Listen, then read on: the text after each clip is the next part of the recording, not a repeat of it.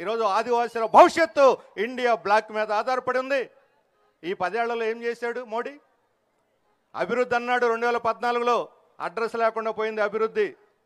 2019లో ఉగ్రవాదాన్ని నిర్మూలిస్తా అన్నాడు, ఉగ్రవాదం పేటరేగిపోతా ఉంది. ఇప్పుడు అవన్నీ పనిచేయక ఇప్పుడు మతాన్ని పట్టుకుని ఊగులాడుతూ ఉన్నాడు.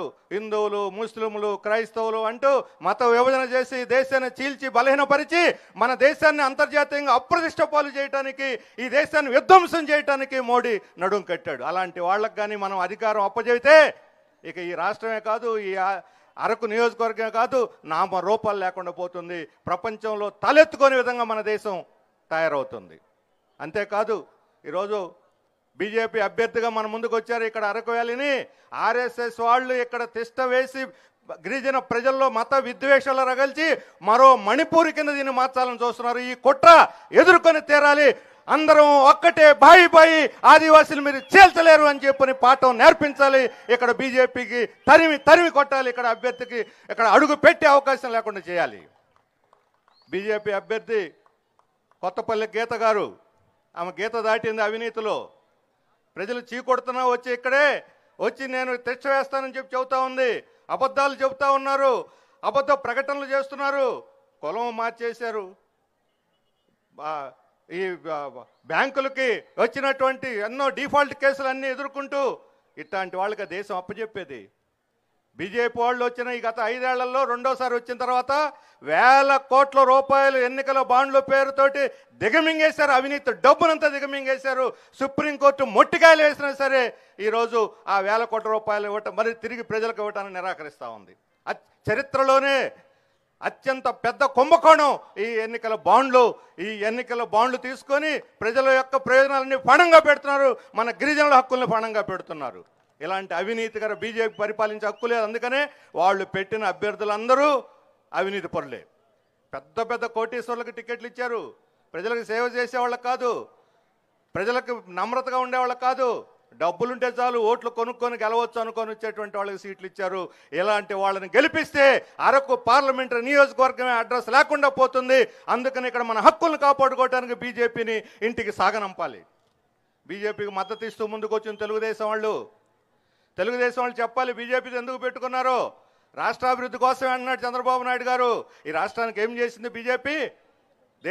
రాష్ట్రానికి ద్రోహం చేసి వెన్నుపోటు పొడిచినటువంటి బీజేపీతో కలిసి మీరు ఎలా రాష్ట్రాన్ని అభివృద్ధి చేస్తారు? ప్రత్యేక హోదా ఇవ్వలేదు, విభజన హామీలు అమలు జరపనటువంటి మాట తప్పి మనకు ద్రోహం చేసినటువంటి బీజేపీ వాళ్ళ చేతులు పట్టుకొని మీరు ఏ విధంగా మీరు రాష్ట్రాన్ని అభివృద్ధి చేస్తారని అడుగుతున్నాను. తెలుగుదేశం రాష్ట్రం అభివృద్ధి చేయడానికి కోసం కాదు. వాళ్ళు ఈరోజు చంద్రబాబు నాయుడు గారు కూడా కేసుల నుంచి బయటపడి బెయిల్ మీద ఉన్నారు. జగన్మోహన్ రెడ్డి గారు బెయిల్ మీదే ఉన్నారు. చంద్రబాబు నాయుడు గారు బెయిల్ మీదే ఉన్నారు. ఈ బెయిళ్ల మీద ఉండే ముఖ్యమంత్రులు ఈ రాష్ట్రాన్ని ఏ విధంగా ఉద్ధరించగలరని చెప్పని కోరుతా ఉన్నాను. అందుకనే ఇప్పుడు 2014 కాదు ఇది, ఆ రోజు రాష్ట్ర విభజన అయిపోయింది. ఎట్లో గట్ల అభివృద్ధి కావాలని చంద్రబాబు వచ్చినా, బీజేపీ వాళ్ళు వచ్చినా, జనసేన ముగ్గురు కలిసి వచ్చినా ఆ రోజు ప్రజలు ఓట్లేశారు. ఈరోజు తెలుగుదేశం వాళ్ళకి కనీసం వాళ్ళకు ఉనికి కూడా లేదు. పూర్తిగా బీజేపీకి సాగిల పడిపోయారు. ఏ అభ్యర్థిని పెట్టాలి, ఆ అభ్యర్థిని మార్చి ఇంకొకరిని పెట్టడం, వీళ్ళ మార్చి ఇంకొకరిని పెట్టడం, ఎవరికి టిక్కెట్లు ఇవ్వాలి, ఎవరికి ఇవ్వకూడదు, ఇవన్నీ బీజేపీ శాసిస్తుంది.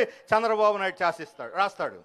చంద్రబాబు నాయుడు గారు మరలా ముఖ్యమంత్రి అయితే వచ్చేది ఢిల్లీ పాలన తప్ప చంద్రబాబు పాలన కాదు చెప్పదలుచుకున్నాను. అలాగే జగన్మోహన్ రెడ్డి గారు అధికారంలో ఉన్న 5 ఏళ్ళు వారానికి ఒకసారి ఢిల్లీ పోతారు. ఎట్లా ఒకటి తన మీద కేసులు మాఫీ చేసుకోవటానికి, లేకపోతే అవినాష్ రెడ్డి మీద ఉన్నటువంటి వాళ్ళని అరెస్ట్ చేయకుండా చేసుకోవటానికి, వీటి మీద రాయబారాలు నడపడానికి తప్ప ఒక్కసారైనా సరే ఇక్కడ ఉన్నటువంటి ఈ అరకు లోయ అభివృద్ధి గురించి ఒక్కసారైనా ప్రధానమంత్రి మాట్లాడారా నేను అడుగుతా ఉన్నాను. జీవో నెంబర్ 3 ఉంది సుప్రీంకోర్టులో. ఎప్పుడైనా ఒక పిటిషన్ వేసి దీన్ని రద్దు చేస్తాను కానీ ప్రయత్నం చేశారా? గిరిజన యువతకి వాళ్ళు చేసేటువంటి న్యాయం ఇదేనా అని చెప్పి అడుగుతా ఉన్నాను. ఇక్కడ అసలే డిఎస్సీ లేదు. పెట్టగా 5 ఏళ్ల తర్వాత పెడితే 540 ఉద్యోగాలు ఉంటే అందులో 38 ఉద్యోగాలు గిరిజనులకి. ఏమిటండి గిరిజన ప్రాంతంలో గిరిజన యువతని ఉద్ధరించే తీరు ఇదేనా? ఈరోజు షెడ్యూల్ 5 ఉంది మనకు రక్షణగా. మొత్తం రాజ్యాంగాన్నే ధ్వంసం చేయడానికి, మార్చేయటానికి బీజేపీ పూనుకుంది.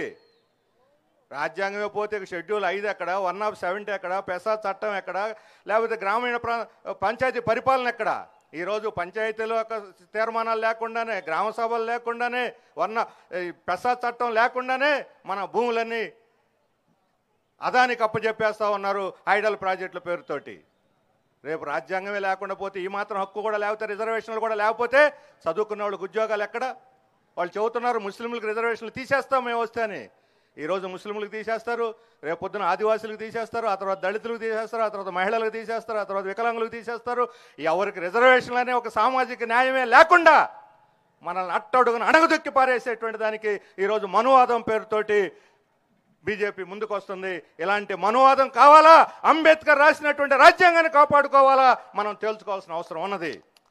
అందుకనే భారతదేశ భవిష్యత్తు ఎన్నికల మీద ఆధారపడి ఉన్నది. మన ఆదివాసీల హక్కులను కాపాడుకోవటానికి ఈరోజు మోడీని, వాళ్ళకి మద్దతు ఇస్తున్నటువంటి తెలుగుదేశాన్ని, వాళ్ళకు తొత్తుగా ఉన్నటువంటి జగన్మోహన్ రెడ్డిని ఇద్దరిని సాగనంపితేనే ఇక్కడ మన అరకు వ్యాలీ కూడా అభివృద్ధి అవుతుంది. అందుకని మేము ముందుకు వచ్చాం. ఈరోజు Congress, CPM, CPI, India bloc పార్టీలు మేము వీళ్ళు బీజేపీకి ఈరోజు సవాలుగా ముందుకు వచ్చినాయి. బీజేపీ ఇంటికి పోవడం ఖాయం అయిపోయింది, ఓటమి భయం ఎదుర్కొంటున్నారు, ఓడిపోతామని తెలిసింది. అందుకనే ఈరోజు మత ఘర్షణలు పెంచి, విద్వేషాలు పెంచి ఓట్లు లాక్కోవాలని చెబుతున్నారు. కానీ మన అరకు వ్యాలీ ప్రజలు చాలా చైతన్యవంతులైనటువంటి ప్రజలు. వాళ్ళ కుట్రలో పడరు, వాళ్ళ వలలో పడరు. చైతన్యవంతంగా ఓటు హక్కును వినియోగించుకొని వైఎస్ఆర్ కాంగ్రెస్కి, బీజేపీకి ఇక్కడి నుంచి సాగనంపి తీరుతారు. ఇండియా బ్లాక్కి పట్టం కడితేనే భారతదేశ భవిష్యత్తు, ఇండియా బ్లాక్కే ఈ దేశ భవిష్యత్తు ఆధారపడింది.